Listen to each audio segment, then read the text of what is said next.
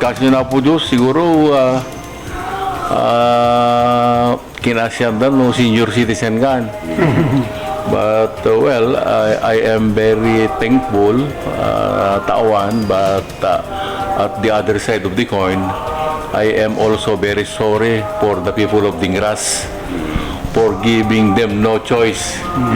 Nya at amo yuti election, election, it is just a matter of submitting ourselves to the people. Napipindas kami no, damo na dati kwatap no itikas ta. This is a matter of test. No kasano mo iti pa nag-perform mo during the past 3 years. So tekunak, I am sorry for the people of Dingras for giving them no choice. At awa mo pagpilihan na, nuhan lang kasi ako.